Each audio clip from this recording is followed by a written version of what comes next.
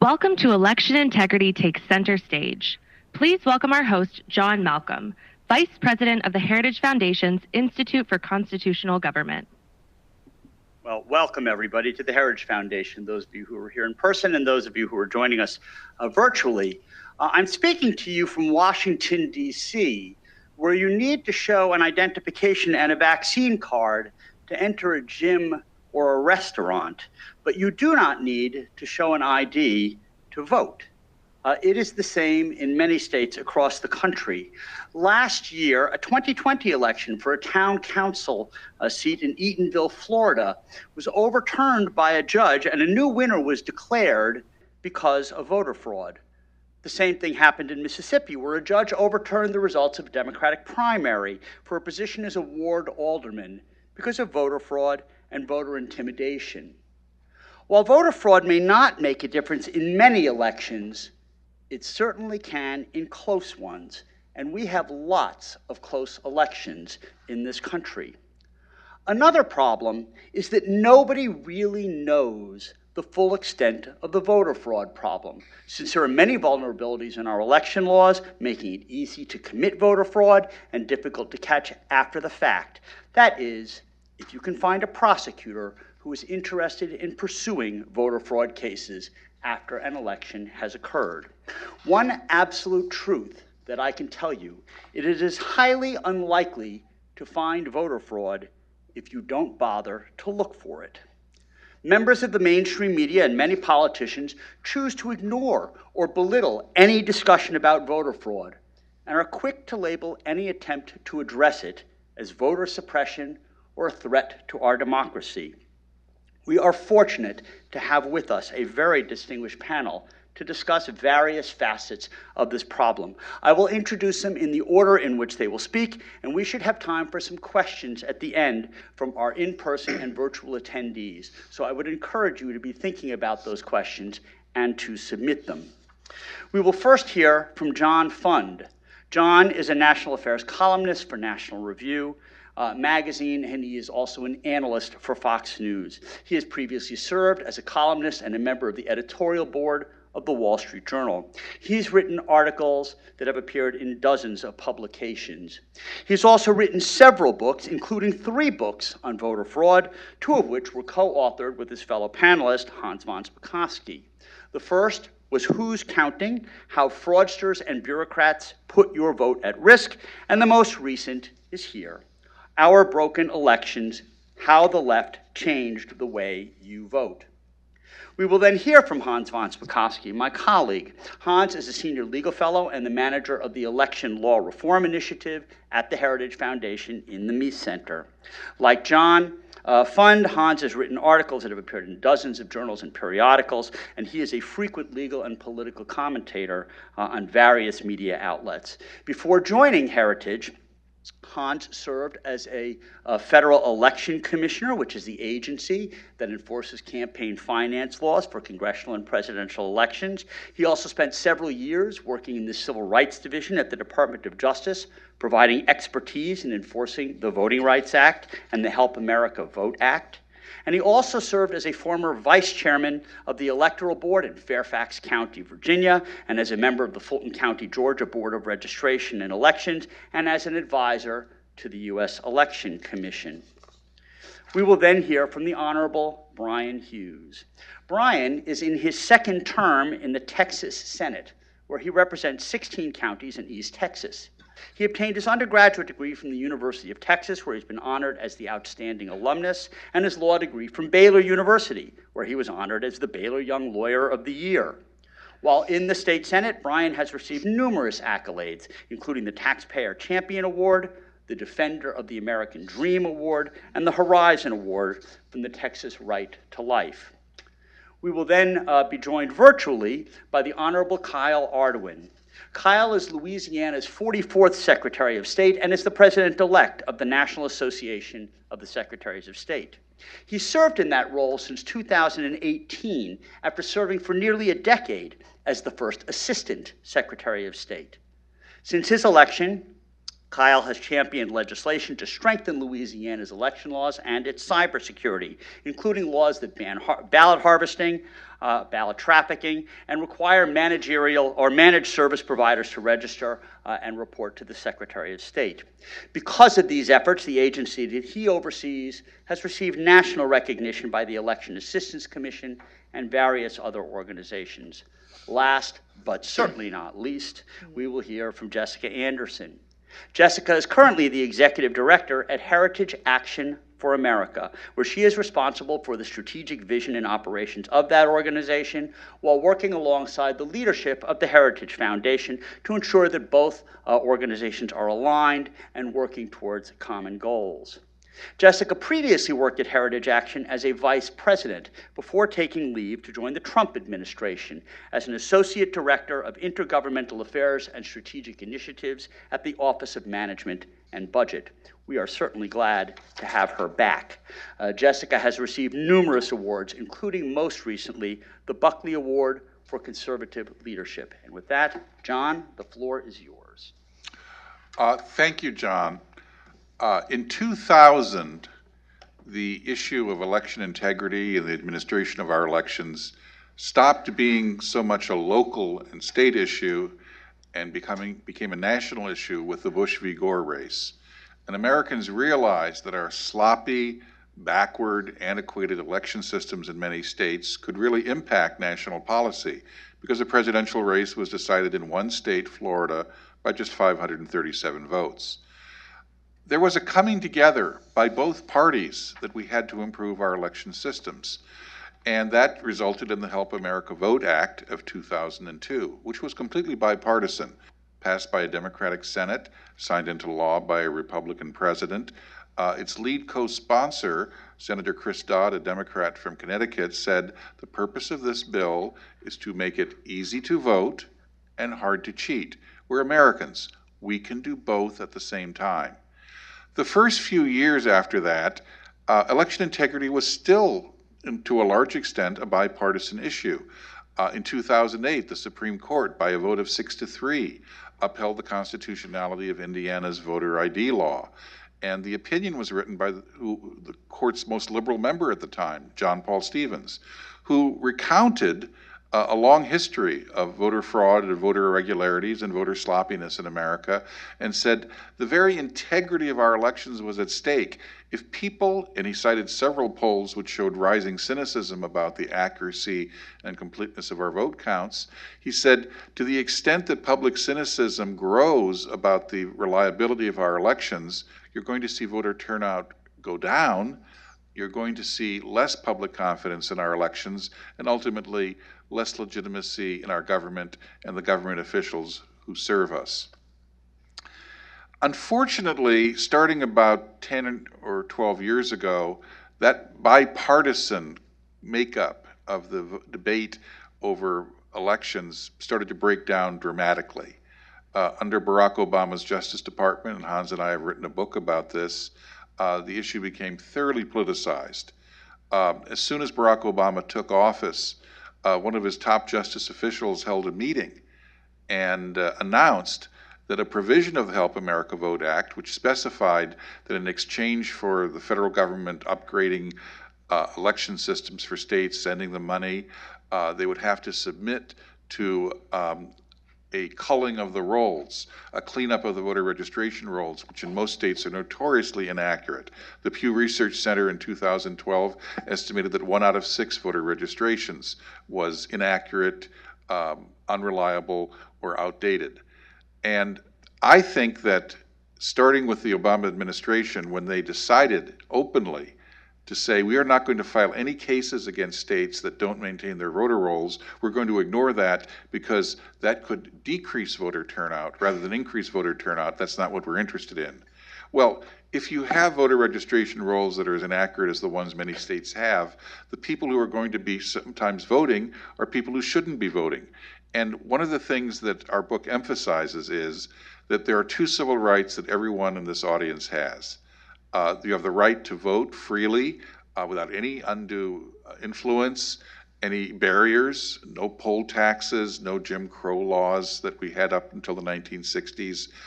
No one should stand in a polling place location in any way, shape, or form block you from voting.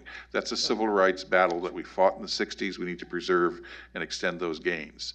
But everyone in this country also has a second civil right, which is not to have their vote canceled out, nullified by someone who shouldn't be voting, someone who's dead. Look, I believe in honoring our elders and honoring our ancestors, but I don't believe in representation without respiration. And someone who's dead, someone who's moved out of state, someone who doesn't exist, someone who's registered from a post office box or a vacant lot, or who's a felon who hasn't yet had their civil rights restored.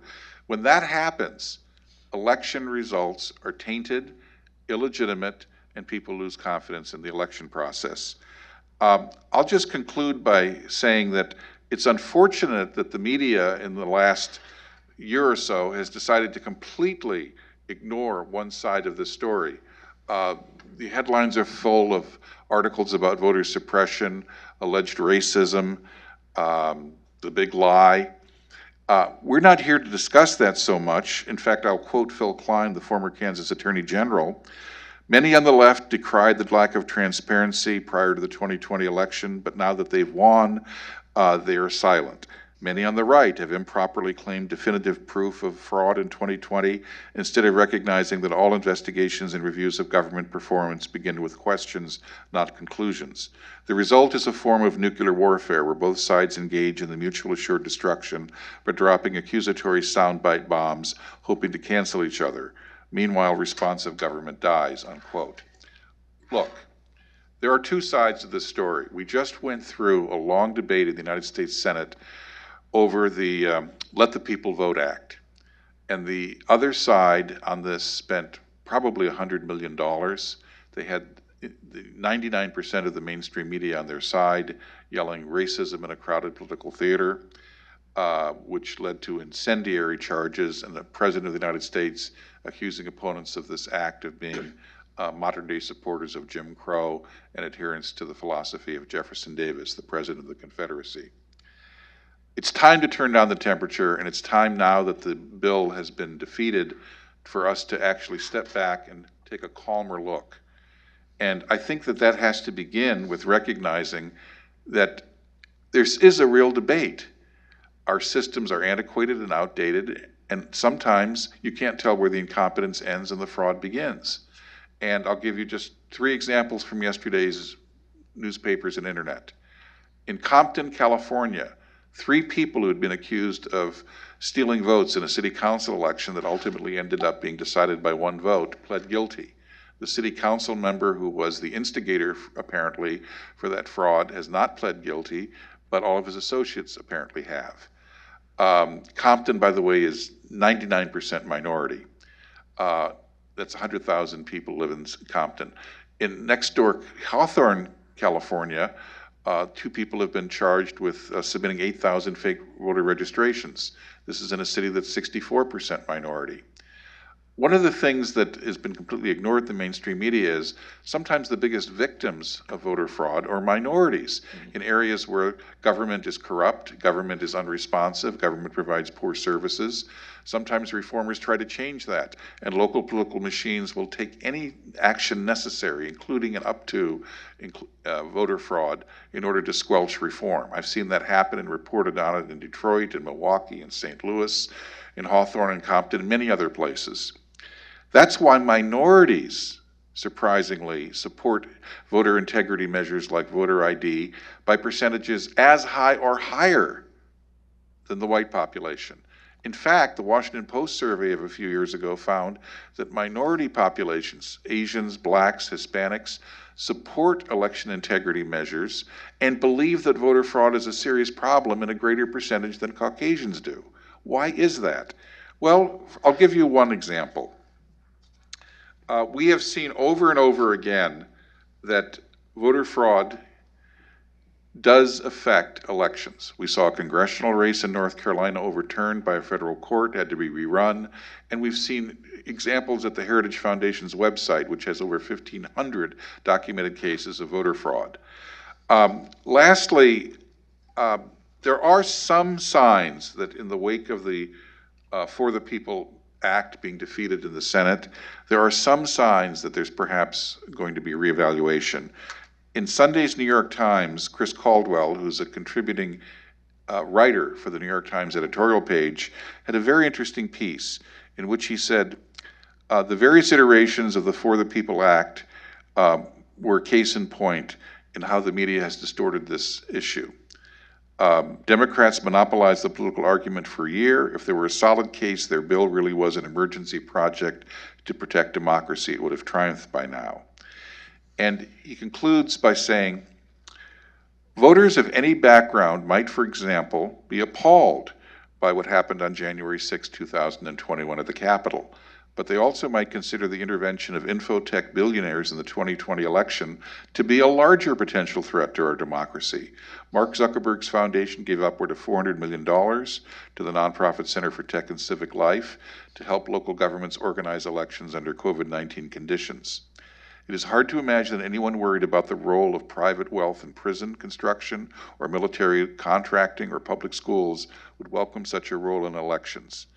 Whether this says anything about the presidential election of 2024 is unclear, but for the time being, writes Caldwell in the New York Times, the Republican argument against which the Democratic argument is being measured does not include these factors. And I believe that if we are going to discuss this in the wake of the failure of the For the People Act, we have to have an honest discussion that there are two sides to this story, and that the American people rejected the argument that this was only about voter suppression and only about preserving democracy. After $100 million was spent on this, polls by various organizations, including the Honest Election Project, which is in this room, prove conclusively the needle did not move at all on these issues. The American people do believe our elections are imperiled, but they don't believe it's a simplistic one-size-fits-all explanation.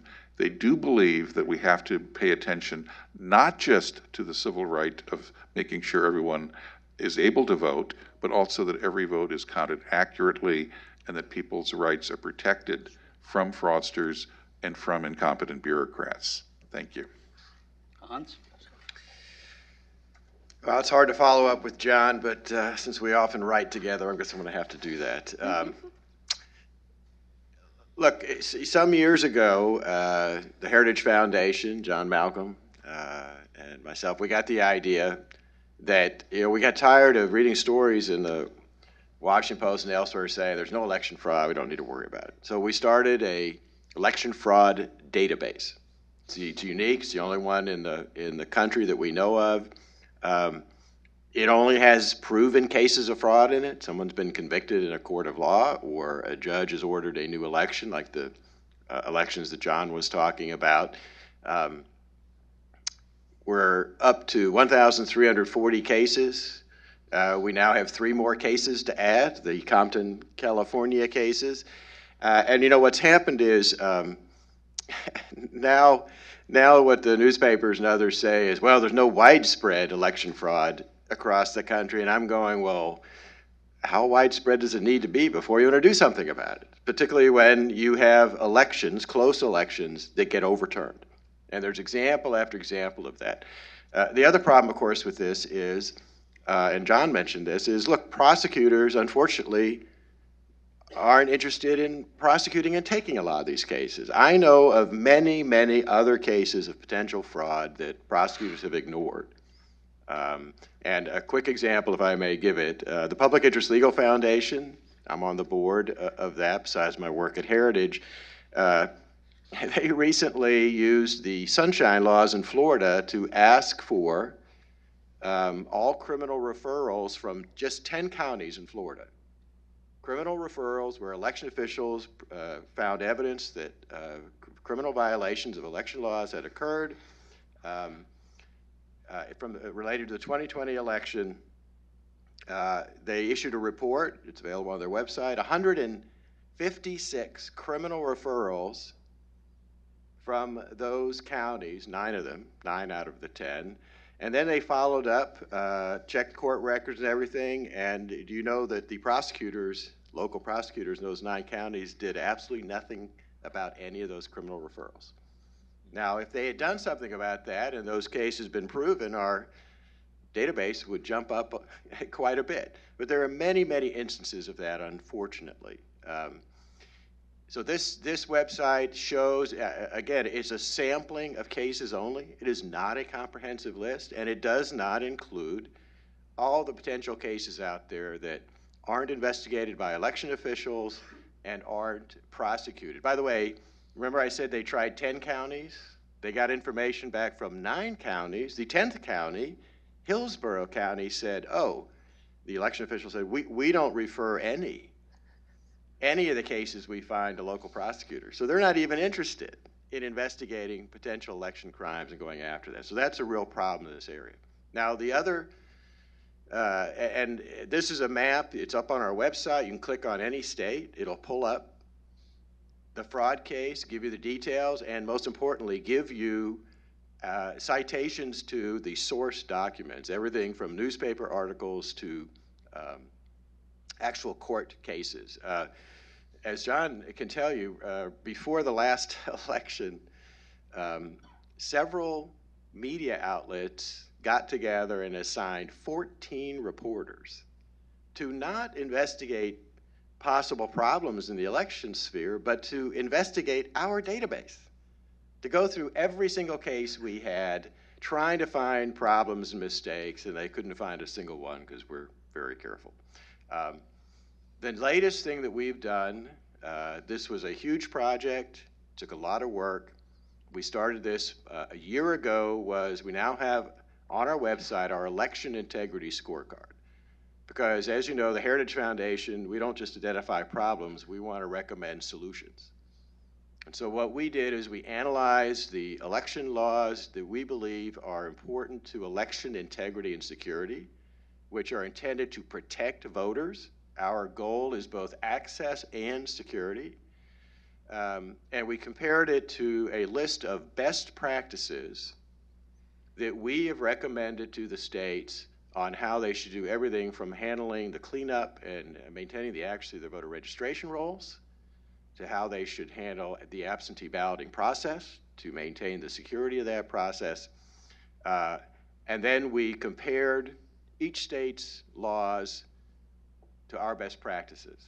Now, folks need to understand this is not an analysis of the 2020 election. This is the status of the laws and regulations in each state as of a month ago. And remember what happened in 2021. A number of states acted like Texas, and Senator Hughes is going to tell you about that, to try to fix the vulnerabilities in their system, which unfortunately exist. And a number of states passed very good election reform bills. Florida, Georgia, Texas, even Arizona, and a number of other states did that. And so we rated each state. Perfect score was 100.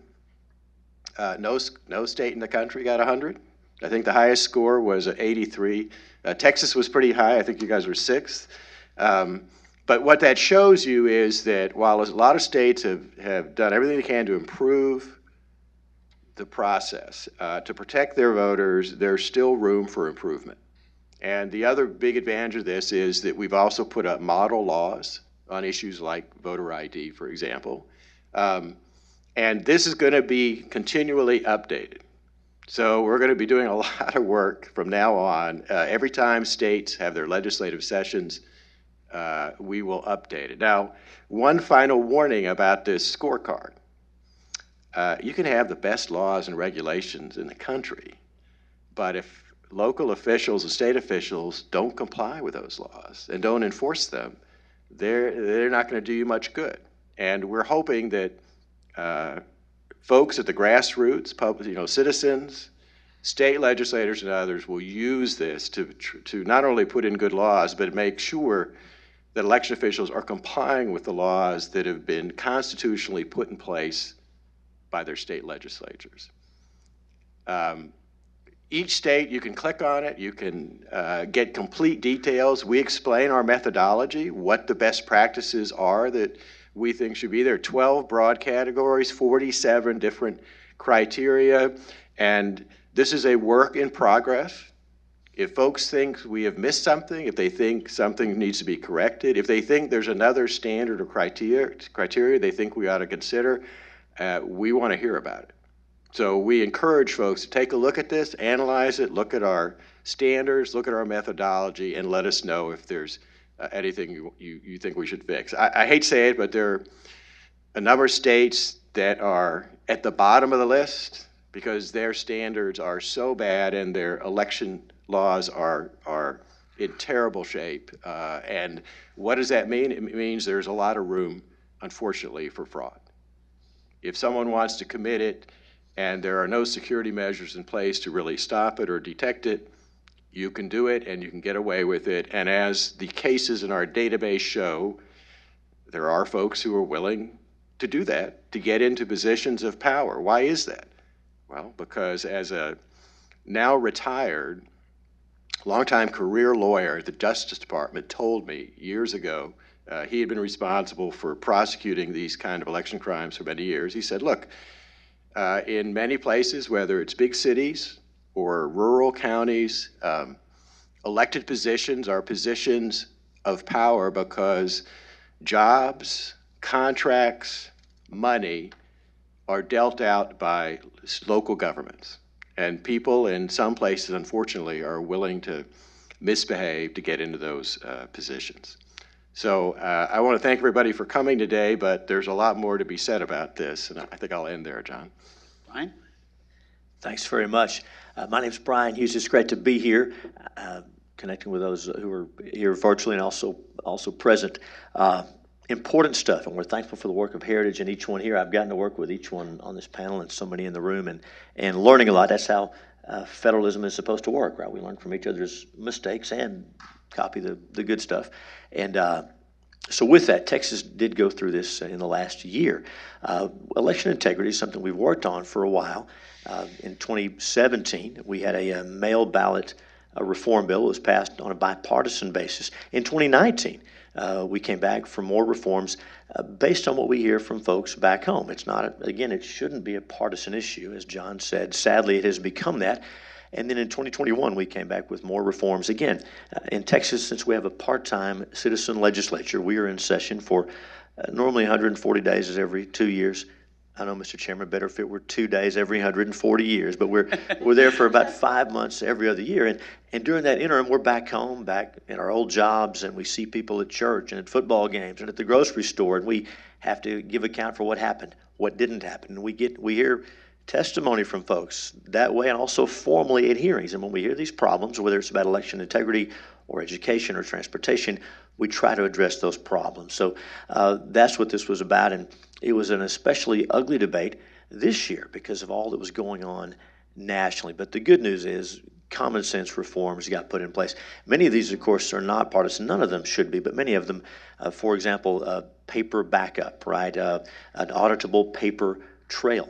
Part of the fallout from the Help America Vote Act was lurching everyone toward electronic voting, and those direct recording electric voting systems, where they're somewhat unfulfilling, right? When you vote on that electronic system and just poof, you voted, and not just rednecks like me, a lot of folks would have more confidence if there were a paper record.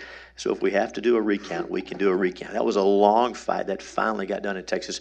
And how about a way to track your own mail ballot application? I know we've heard from folks who say, I sent my application for ballot by mail. I don't know if it's going to get here in time. Or I returned my application, my ballot by mail. Is it going to make it? Now in Texas, we have a portal, a unique number that you can go into and track your mail ballot application, your mail ballot, make sure it's going to get there in time, know whether you should come and vote in person. So many things like that. Chain of custody for those ballots, 24-hour live stream video where those ballots are being kept when they're brought to central counting, things like that, which should not have been a fight. Some of those things were a real fight. We have those in Texas now. We did learn in this process that so much of what we were doing was being scrutinized, and there was such a presumption against everything we were doing, such a presumption that we were just trying to do something nefarious, when in fact these reforms on their face, and as we followed through, were just common sense reforms. Expanding access was an important thing because Senator Dodd's words about easy to vote, hard to cheat. I think some of us thought we thought of that ourselves. We've all been using that for a long time, and we mean that. Easy to vote, hard to cheat. It just makes sense until we expanded access. Texas already had more early voting days than Jersey, more than New York, more than President Biden's home state of Delaware, which had 0 early voting days until recently. They still have fewer than Texas, but we expanded those more. We expanded access to make sure folks could get access to the ballot. And while we did that, we wanted to work on access as well as security, because both are so important, and we understand that. It's interesting, if you look at the criminal penalties in Senate Bill 1, our reform bill, and you look at the other measures with teeth, they are aimed not so much at individual voters who are trying to cheat. That happens. But the real problem is in some places, those election officials who are cheating or misleading people, or those ballot harvesters, those paid political operatives who are trying to get between the voter and her ballot. We crack down hard so that folks have access and they're allowed to vote in a way that's going to be counted. And so a couple of things along those lines. In Texas, if you look at our prosecutions, the greatest problem that we see is, of course, mail ballot fraud. In Texas, we do not have mail ballots for everyone. In Texas, you need to be 65 or over, out of the county, or disabled to vote by mail. We do offer robust in-person early voting options, but as far as ballots by mail, that's who it's for in Texas. What we find is ballot harvesters go into neighborhoods and they mislead people. They get people to sign blank forms, and then they go back and change the information, or they'll check disability when the person didn't even claim to be disabled. And you know what happens. They know when the ballots come, they pull them out of mailboxes, they forge signatures. So this bill cracks down on that, makes it a crime. And in fact, the language in this bill is so strong that political parties will be careful now. Paid political operatives really cannot, in Texas, will not be able to have anything to do with an application for ballot by mail or a mail ballot. If you're a volunteer, you can help some with that, but if you are working for a campaign on a campaign's payroll in Texas, it is illegal for you to have any interaction with the voter in person with that application or that ballot by mail. That was a hard, bright line to draw, but we thought it was important to protect those vulnerable voters. And also illegal assistance. That sounds awkward, but most of us here know the lingo.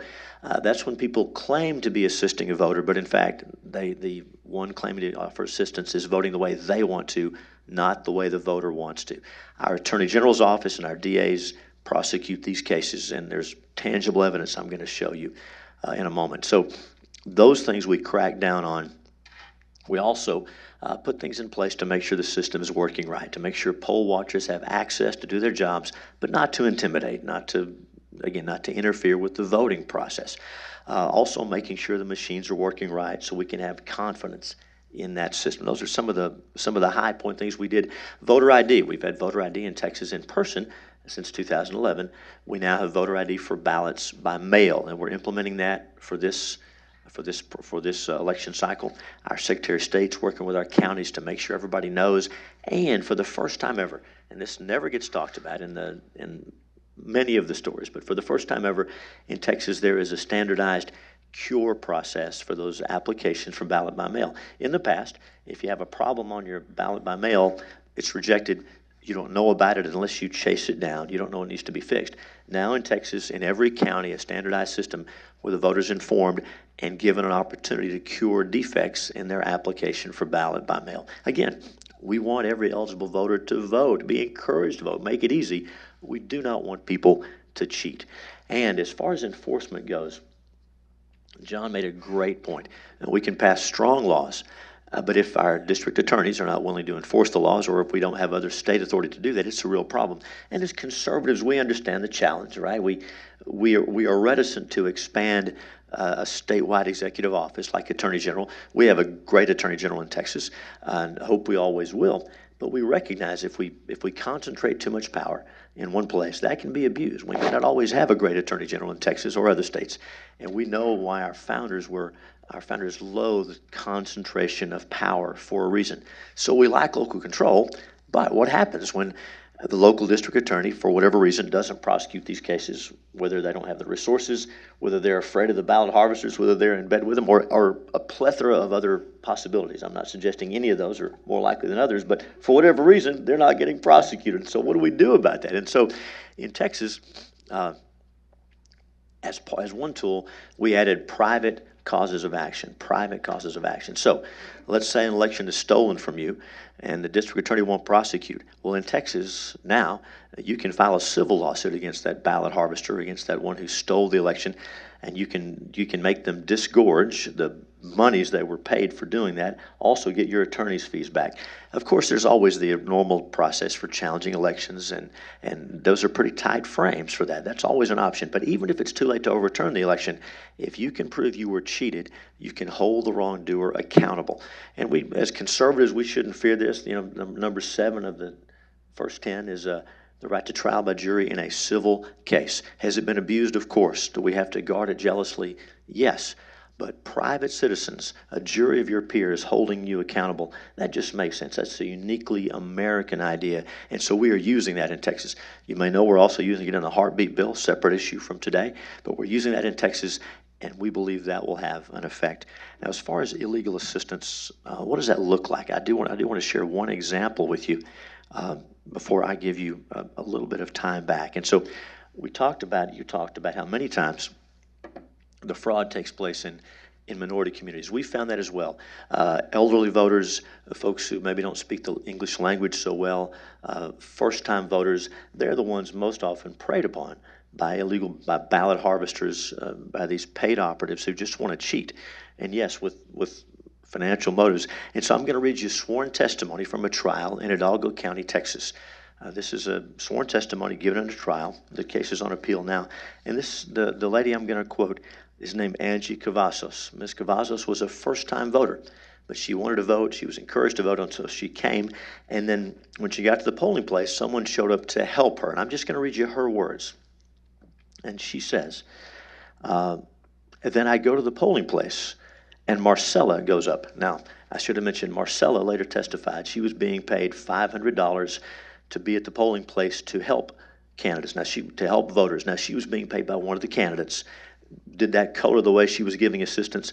Well, who knows? But she was being paid by a candidate at the polling place to help voters. So Marcella. So back to Ms. Cavazos. She says, I go to the polling place, and Marcella goes up. I go to the polls, and Marcella comes up behind me. I had the intention of, she was going to assist me how to do those things because I didn't understand that machine. So she started punching in the machine. I don't even remember the language in the poll. So she was telling me, you're going to press here and you're going to press over there. So I saw that she put it in favor of the team that she was on. So I had the idea that she was giving me like a tour of how to do those things and that she was going to leave. I didn't touch the poll at any time. So by the time I told her, okay, let me vote on my own, she said, no, you already voted. Now that's what we're cracking down on in Texas. Voters like that have a right to vote however they want to vote. And people who are doing what was alleged to be done here are going to be held accountable in Texas. Again, this is happening. As you said, the charge from the other side used to be there's no evidence of voter fraud, and now there's no evidence of widespread voter fraud. And of course, we always ask the question in response, how much fraud is okay? How much fraud is acceptable? Of course, we know the answer to that. How much fraud is acceptable? None. How much suppression is acceptable? None. And that's why we have to get this right, and we really do have to make it easy to vote and hard to cheat. I'm glad to be here today. I'm learning from everyone on the panel and those here, and thank you for having me. If the left used to say voter fraud is a myth. They now say it's rare. I'll take progress where it comes, although they really have no idea how rare or often it happens. Kyle, are you with us? In the more than 10 years I've worked in this office, beginning as first assistant and now as Secretary of State, I've never seen the public more focused on election integrity as it is now. Personally, I've relished the opportunity to educate the public on Louisiana's top-notch election processes and procedures. And I'm proud that Heritage has ranked Louisiana as one of the best states in election integrity in the nation. In the time since I've become Secretary of State, I've worked with the legislature to implement sensible election integrity measures that have garnered bipartisan support while pushing back against attempts to implement liberal policies lacking in accountability. In 2020, when the entire nation was first gripped with COVID, I faced enormous pressure to implement universal vote by mail in Louisiana. I stood up to that pressure and worked with my legislative colleagues and our Attorney General to craft a plan that worked for Louisiana, one that was limited in scope and upheld by a liberal judge, not once, but twice. In that same year, we passed a bill to ban ballot harvesting in Louisiana, one that passed with overwhelming support in both parties and signed into law by a Democrat governor. During last year's session, we also passed legislation that ensured the most accurate information available was supplied by my department to ensure that deceased voters were being removed from our voter registration list. As an aside, this bill passed with unanimous support. Every Republican and every Democrat voted for it, and our Democratic governor signed it into law. And yet the Brennan Center called this a, quote, voter purge, end quote, and accused us of, quote, making voting harder, end quote. Even after we confronted them and gave them the facts, they maintained their lie about what this law actually does. Yes, we faced some defeats. I championed legislation with my Republican friends to ban Zuckerbucks and any attempt to privately fund elections, and to institute a second annual voter canvass to ensure that our voter registration list is staying accurate as possible. Both bills were vetoed by the governor. But we're not giving up in Louisiana. And this year, I'm excited about two pieces of legislation that I've already secured sponsors for. One is a bill that will strengthen our voter ID laws that have been on the books since 1997. And I would ironically let you know that that was the Clinton administration's Department of Justice that approved our voter ID law in when we had to have legislation approved by the Department of Justice. I believe that was called pre-clearance. For those that are registering to vote online, we're going to require them to utilize additional efforts to prove citizenship. I'm proud that we were among first states to adopt online voter registration, but equally as proud that we are always looking for ways to make sure that nobody can take advantage of that system.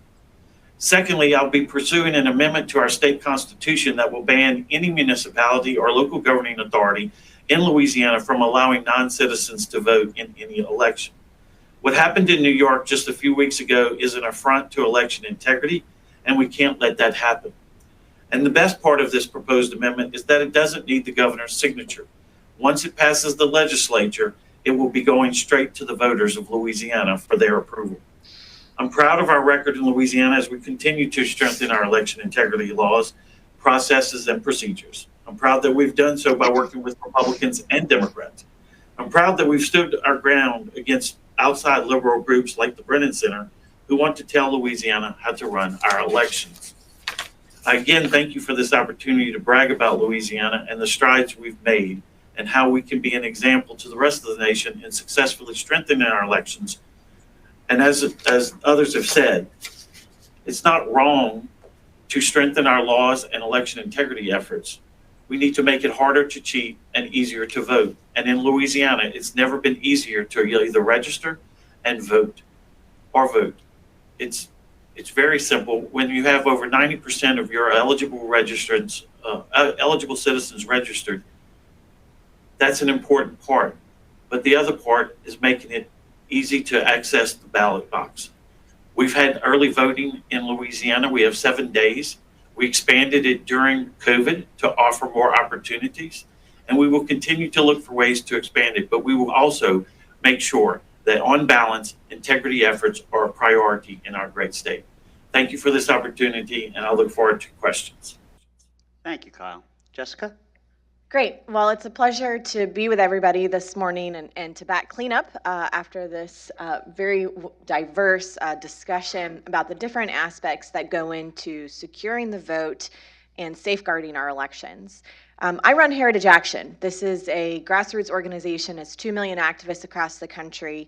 And one of the things that we've realized in the last 12 to 18 months is that the fight to secure our elections is the base of any form of grassroots activism on any issue going forward. We don't have a shot at advocating for life issues, to cut spending, to engage in a strong foreign national defense, to work on energy and environmental issues here in the United States. We don't have a shot at doing any of that with our elected officials if we don't have faith in our vote. And so that's really been the anthem of the grassroots the last year. I think a lot of it was spurred from some of the confusion coming out of the November election. It took a while for people to understand exactly what was at stake and what was at play on the ground, but then to focus on moving forward. And so the goal for the grassroots the last year and a half has been twofold. It's been to block the federal overreach of our election systems, and it's been to tackle state-based reforms. And so I'm really proud of the work that grassroots activists have been able to do to not only support great state legislators like Senator Hughes in Texas, come alongside them as they pass these really incredibly important bills that, frankly, are nonpartisan. There's nothing crazy, there's nothing nefarious, there's nothing racist about any of these bills that move through the states. And they were there. They did hallway activism. They engaged with the lawmakers. They showed up, some actually in Texas, until 4 a.m. one night giving testimony in these committee hearings. I mean, this is the power of citizen activists coming out of the woodwork and engaging in such an important and frankly comprehensive issue to our republic. That work at the state level, it was going on just very intentionally, not only in Texas, but in Florida, in Georgia, in Arizona, and other places across the country. Always on top of our mind, though, was what was going on here in Washington with the various bills that both Leader Schumer as well as Nancy Pelosi were putting forward on Capitol Hill. That started with S1 or HR1. At different parts of the year, it turned into HR4, which got into the pre-clearance things my colleagues were talking about. Whatever the bill and the package was, though, the end goal was the same, which was a federal takeover of our elections. Someone asked me the other day if I thought we needed that. Do we need a federal election system? My answer was no. States are doing a fine, good job, and they should continue to do a fine, good job. And so there's really not a need for those sorts of legislative packages. Now, the left would try to has tried, I think, arguably unsuccessful this last year in trying to reframe this debate about voting rights, about disenfranchisement, about racial inequalities or inequities at the state level. They had a vested interest, the left that is, had a vested interest in seeing states like Georgia, like Texas, like Arizona, like Florida. They had a vested interest in reframing what these states did and calling it out as racist or vote suppressionist because they needed to show their fellow lawmakers here in Washington that there, in fact, was a need for this federal takeover. The states are crazy. They can't do it on our own. We, therefore, the mighty Washington bureaucrats, must do it for them. The American people saw through that, right? This is a year and a half into this where so many got up to the bat to pass these bills. They failed. They lost the public argument, and we're seeing now, I think, just a complete wave of just not just conservative grassroots activists, but everyday average American citizens like my parents actually seeing through so much of this narrative and recognizing that the left is manipulating the success of the states for their goal here in Washington. They can't actually win with a compelling legislative agenda, so they resort to rigging the rules, breaking the filibuster, as we all know, and then advancing this HR1 or potentially S1 forward. And so that sort of state of play has been frankly top of mind. There's a very broad coalition that has worked from coast to coast to having these two goals in mind, blocking the federal overreach, tackling these state bills. We call ourselves the Save Our Elections Coalition, and the goal is to do just that, save our elections. And so going forward, I think this is going to be a fight that we are glad to take on this year. We're armed with new information. The Heritage Scorecard is very much the roadmap for what states need to continue to tackle reforms, where those gaps on voter integrity lie. I love the scorecard because it's so easy to use. It lets me click my state, see where my gaps are, what can I do to increase my score. There's draft model legislation I can download. And so as a grassroots activist, as a citizen activist, I can then go to my state lawmaker and I can encourage them to tackle this and to take it on this year in their state legislative chambers. So I expect we're going to see a lot of activity from states this year in 2022. We're already seeing about a half a dozen states introduce bills around these election integrity provisions, in particular on strengthening voter ID and making sure that this very common sense provision of voter ID, as John's comments at the beginning, you have to have an ID to get your vaccine. You have to have your vaccine card then to get into restaurants, but you don't have to vote in DC. That sort of comparison exists in a lot of states around the country, and people are eager to have a voter ID. In a lot of places like Georgia, like South Carolina, if you don't have them, they're available for free. And so there's, I think, going to be much more excitement around bills like that. And so we're watching what states are doing. I think you're going to continue to see grassroots enthusiasm. You're going to see people show up, and you're going to see people actually engage in a substantive way on the merits and principles of this bill. I think if we learned anything from this last year, it's that it's not enough to just read the sound bites of what these bills did at the state level. You actually have to go in and look. Are we actually limiting people from having water in line like they accused us of in Georgia? No, that's not what this bill is doing. So I think a lot of activists, frankly, just learned that we have to read the bills for ourselves. We can't rely on what the mainstream media is saying or characterizing. And that's going to bring, I think, a flood of renewed enthusiasm around these state bills as they move through state legislative chambers.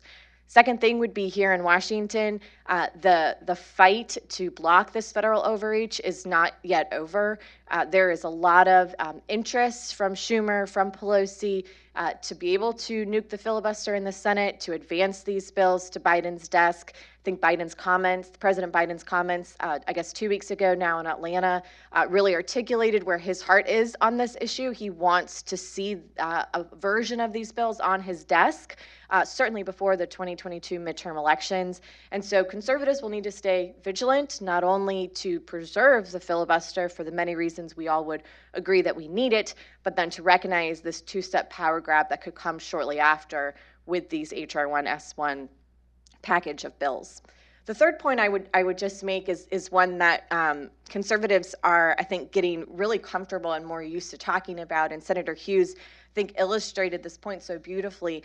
The role of a poll worker and a poll watcher and volunteering as part of election day operations, I mean, this is no easy task. What we're asking people to do is to give up 3, 4, 5 weeks, depending on how long early voting is in their state, give up their time, take some time off of work, from their family, and to show up and to do a constitutional duty and a constitutional privilege to sit in there and to be the eyes and ears for freedom and for our Constitution within the election system and the polling location place. That's a role that traditionally there's been a lot of interest from the left in placing activists to do those things. I would argue that that's a role that we all should and can be doing. We all love the Constitution. We want to see our vote protected. We can volunteer as poll workers and poll watchers as well. And so Heritage Action has made a pretty significant push to encourage activists across the country to consider volunteering their time. You have to get trained by the state, and in a lot of times that training with the state and that vetting process that the secretaries of states go through and the placement actually begins now. It begins this spring. So I think coming off of not only the Virginia governor's election, where you saw more poll workers from the conservative right turn out, I think you're going to see that same sort of enthusiasm as boots on the ground to actually be faithful stewards of the Constitution within our polling location. So I'm excited to see that. I think these are all good things for our republic. These are all good things when conservative activists show up, when they ask tough questions, when they defend the truth, and frankly, when they support great lawmakers like Senator Hughes and support our great secretaries of state that work diligently to manage these election day operations without any interference from any partisan angle or perspective. So I'm really proud of that work. I know it's a little different than some of the history and legislative background, but I really wanted to leave you all with some of the grassroots color of what I've been hearing on the ground across the country and how real and personal this issue has become to so many of us. So thank you for the opportunity, John. Thank you, Jessica. I should have mentioned that we're actually joined in the room by a number of friends and allies in the election integrity fight, and I'm very, very grateful for all of those efforts. In a moment, I'm going to be opening up to questions from people here in the audience and people who want to send them in. I want to make a couple of quick points myself, and maybe some of you will want to comment on it. So Hans mentioned what we all know, which is, elections have consequences, and if you elect the people on your side, you get policies that you like. It can lead to appointments, government contracts, power. I'm always a head scratcher when I see media outlets on the left that are almost chortling when they point out that somebody who's accused of election fraud was a Republican voter, as if that somehow means that this isn't really a problem, as opposed to pointing out that, well, duh, this is a universal bipartisan problem. The incentives to cheat are just as great for Republicans as they are for Democrats. Once again, and then the other point I want to make, and you can comment on either or both of those, is so the left has been trying to make a number of election changes, many of which are in these federal bills, for years, and they failed at the ballot box and weren't able to get these changes through the legislature. But a number of executive branch officials and judges changed the rules in 2020 without getting ratification from the state legislatures, in most cases, on the rules that applied to that election. And the Department of Justice has already announced that if states, as the pandemic begins to wane, hopefully will be over very soon, that any state that attempts to revert back to the laws that are actually on the books in those states may be subject to suit by the Department of Justice, and I think that's a real danger too. So, any of you can comment on that, and then let's take some questions. I just wanted to point out in the debate over the For the People Act in the Senate, there was one point that Senator Schumer, the majority leader, declined to ever answer, which was this.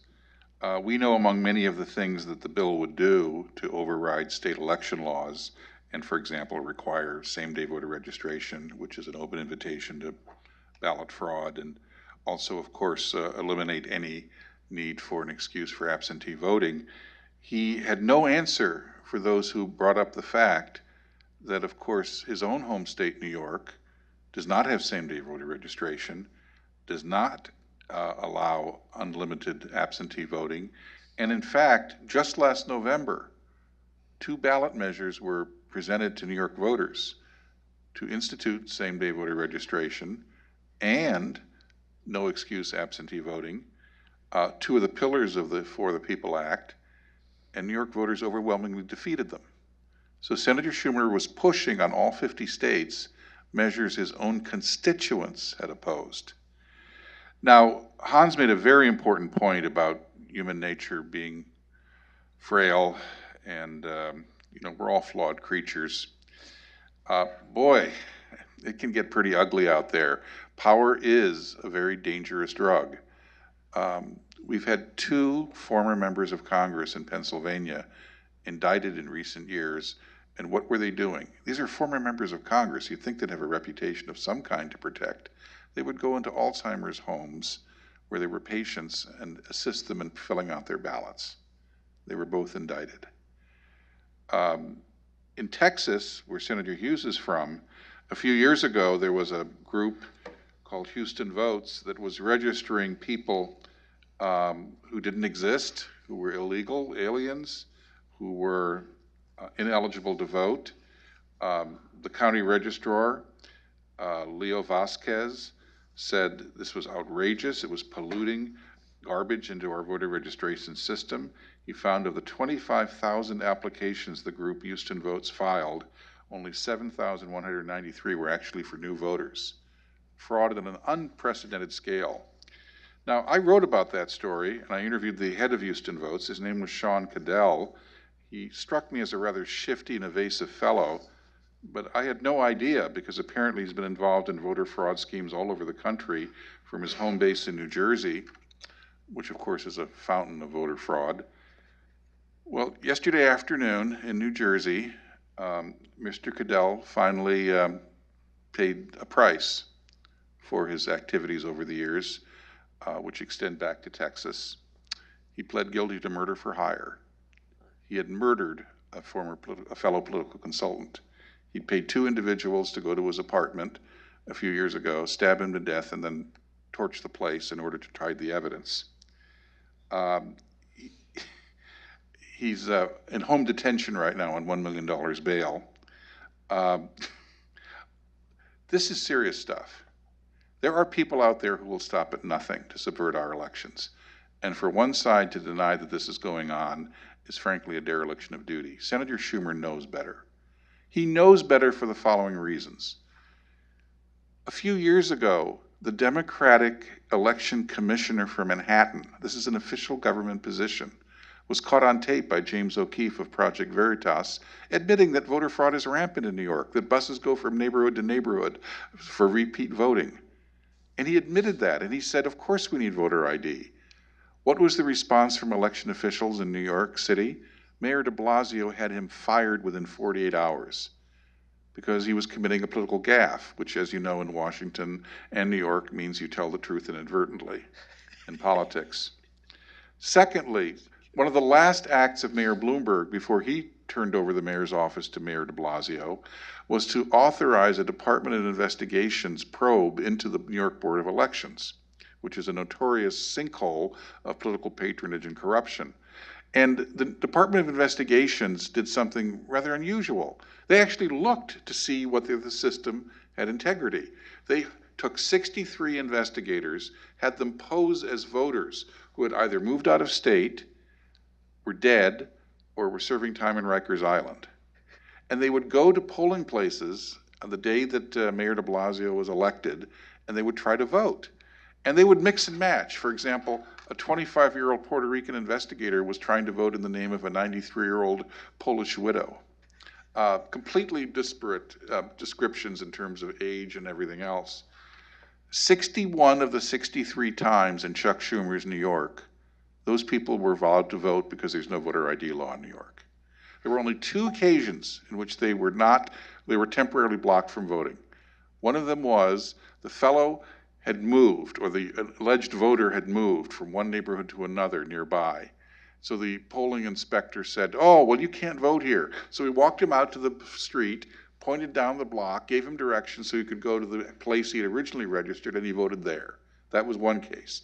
The second case was a fellow showed up and appeared before the polling inspector and said, I'd like to vote. And she looked up his name and looked up at him with a rather quizzical expression in her face and said, I'm sorry, I can't let you vote. And he said, well, why not?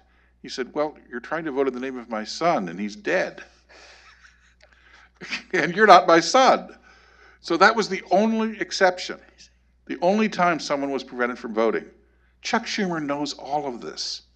And yet he was trying to foist this bill in all 50 states, including Louisiana and Texas and other states that have worked so hard to improve the integrity of their election. This is a travesty.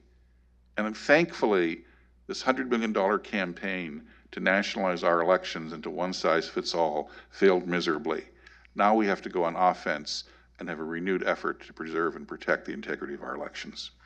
Other comments? Brian? Well, on local officials, and you're right, we did have that happen in Texas. We had one county, a large county in Texas, that, again, in response to COVID, just made up some rules. So they invented drive-through voting. We don't have drive-through voting in Texas. We do have for folks with disabilities. Of course, there's curbside voting, so the election workers will bring the equipment out to the car for folks who are not able to go in and vote. But Harris County invented drive-through voting. And of course, I think we all recognize the importance of the secret ballot and the private ballot. I don't know if you and your spouse discuss how you vote, or your boss or your coworker, but that's obviously important that your vote be your vote. Imagine being in the car when they're passing the machine around, looking over your shoulder. That's a problem. Also in Harris County, they got to the end of early voting, where they tried drive-through voting, end of early voting, and they looked at the number of votes and the number of voters, and there were 1,800 off. And so the election administrator in Harris County said, we better stop this before Election Day because we're not sure these votes are going to count. And so that was not in the election code, so we made it clear in Texas, no, we don't have drive-through voting. They also did 24-hour voting. And again, they had a hard time finding election workers, poll watchers. And So when Senate Bill 1, when we said no drive-through voting, no 24-hour voting, of course, we were accused of suppression. We scoured the country trying to find anyone else who had done 24-hour voting, and we almost gave up. But then we found Los Angeles, California. They implemented 24-hour voting in the primary election, but then they stopped it before the general because it didn't work. I haven't seen them accused of Jim Crow or anything else, but the point is we did have a county using COVID as a reason to make up their own rules, and we did block that going forward. What do we do, though, instead to help folks who need access? Now in Texas, when you show up to vote, if you're in line when the polls close, you will be allowed to vote no matter how long it takes. We've had that law in place for in-person voting since the 1980s, but that was not the law for early voting, and most folks now vote early. And what about getting off work? A lot of our friends on the other side talk about working folks. We remind them that, hey, those are my people. Those folks who work for a living, work by the hour, those are my voters. We care about all voters, but what about them? The law in Texas for a long time has said for Election Day, if your work schedule does not allow you to be able to get off work, your employer must let you get off work to vote. But that was for Election Day only. Now under Senate Bill 1, we have that for early voting as well. So we put aside those made-up ways and put in real ways that will help working people, help everyone vote. But yes, we did have them try to abuse COVID. We had that same county on the cusp of mailing out millions of applications to vote by mail to voters who were not eligible to vote by mail. Our Attorney General stopped that before it happened. So yes, we did have that, and we think we put a stop to it in Texas. Thank you, Brian. Let's go to questions. Do we have any, we have people with microphones for here in the room, so if you have a question, please raise your hand. I want to first see whether we have any virtual, any questions from a virtual attendee. So let's take one of those, and then we have the one hand up here in the room. Yeah, go ahead. We need a microphone over here. Thank you, Ashley. All right, so here's the first question. Louisiana is the remaining state with a paperless voting system. It uses machines as opposed to paper ballots to vote. The Washington Post reports that although the state legislature committed to switching back to paper ballots, the switch won't be made in time for the 2022 election, and it might not be ready for the 2024 election. What obstacles are preventing this from being a timely transition? This was specifically for Louisiana? Yes. Okay, so Kyle, over to you. Thank you very much. We obviously, because of HAVA, we moved from a paper-based system to electronic system. Now we're in the process of trying to move back to a paper-based. The senator spoke about a paper trail. We've been trying to implement a auditable paper trail system since 2018, and we've been blocked in those efforts because of the bidding process and the complications in that process, and the competition between the voting system companies. The legislature chose to be able to provide us the opportunity to expand our efforts. We created a voting system commission. We'll be wrapping up our work with the voting system commission at the end of about around the middle of February. And from that, we will begin the process once again of developing a request for proposals. So the problem is that when you have 2.1 million people voting in person, you have to make sure that you have all the right processes and procedures in place. Plus, we have to implement training for not just our commissioners, but also our local registrars who oversee our early voting system. And our clerks and their employees for our election day voting. And we want to make sure that we educate the public so that they understand how the system is going to work once it's ready for implementation. So we saw the problems in Georgia with an overnight implementation, if you will, ordered by the courts. We don't want to have to we don't want to have to go through those issues and those problems. But Louisiana will have a paper-based system, hopefully by 2024, but maybe not be 100% implemented. We just have to see how that goes. Thank you, Kyle. Over here in the room. What's being done to determine the validity of citizenship on a voter registration card? 35 million illegal aliens, 2 million more just this year. What are we doing to make sure that those people don't register to vote? Or if they do we check on the validity of their citizenship? Who wants it? Well, that's a real problem. It is a real problem, and one of the problems is we've gotten, for example, bad decisions from liberal federal judges like in Florida and elsewhere, when states have tried to put in provisions that would require election officials to check the citizenship of individuals registering to vote. We've had some federal judges say you can't do that. I think those decisions are wrong, but that's a real problem. And actually, Senator Hughes, I think one of the things that you all did in your election reform bill was to put in a provision requiring the Secretary of State of Texas to regularly check with the DMV, because look, in every state across the country, as you all know, if you're an alien and you're here legally, you could get a driver's license. A dozen and a half states now, I think, provide illegal aliens also with a driver's license. But Texas, for example, I think passed a provision saying you got to check the DMV records to see that if individuals who got a driver's license and they did it as an alien here legally, did they also get registered to vote? That's just one of the things states ought to be doing. One of the other things they ought to be doing, and this is part of our election scorecard, is states should require and use jury lists and jury summonses. You know, if you're called for jury duty in a state court, it is highly likely that the jury commissioner in that county got that information. Where'd they get their list?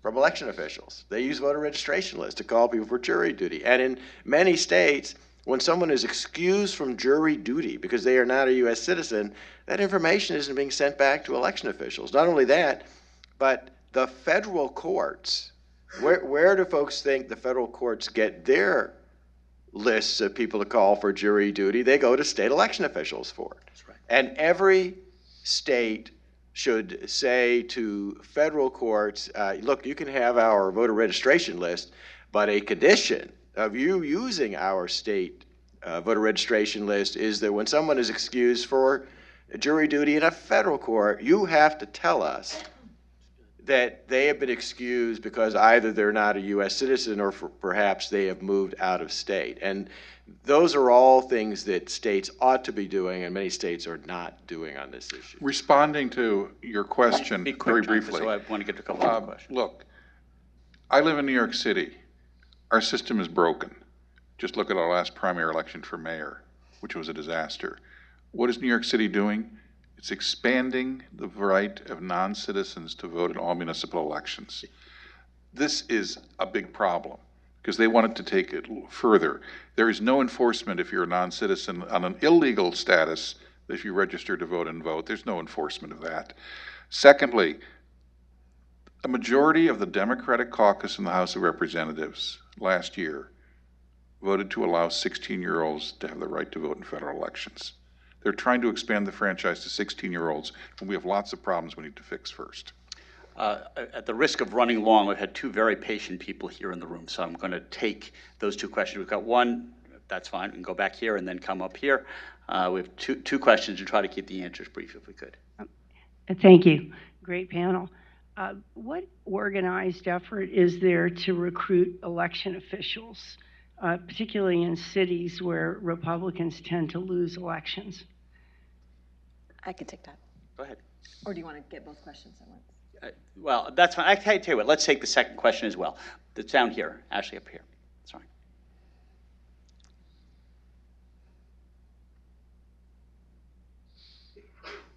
Thank you. My question is for Hans, I believe.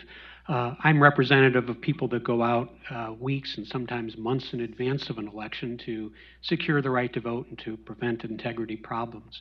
One of the challenges a lot of people like me have is that the local folks are simply not willing to intervene when problems are identified.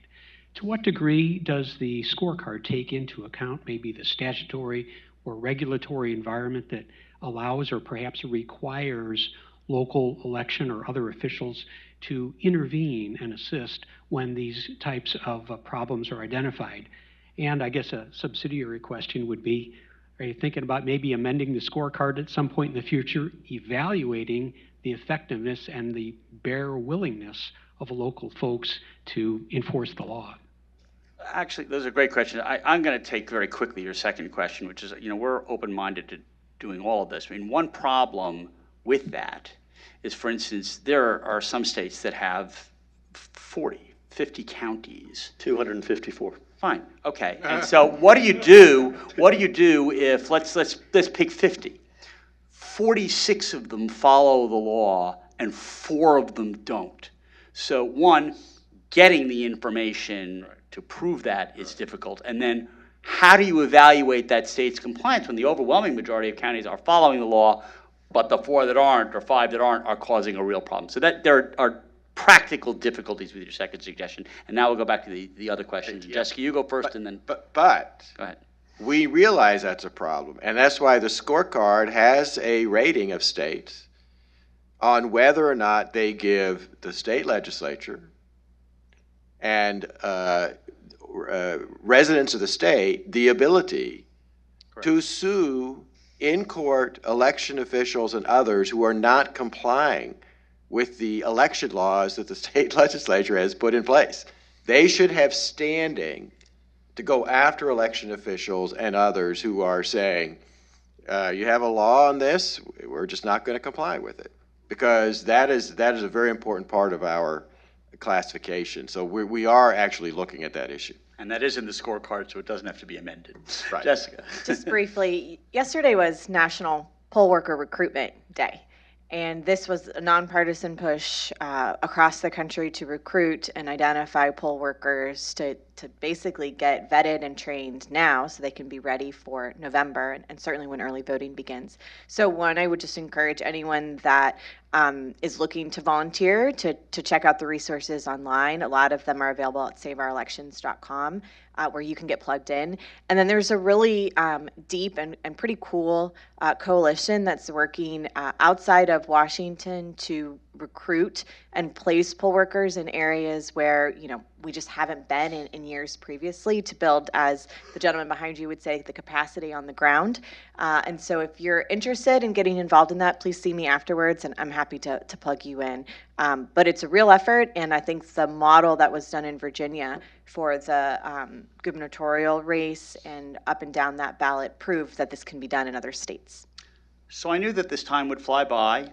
My apologies if we did not get to your question. This is an important effort and obviously something that will be ongoing. And please take a moment to thank our panelists. Thanks for coming to Heritage.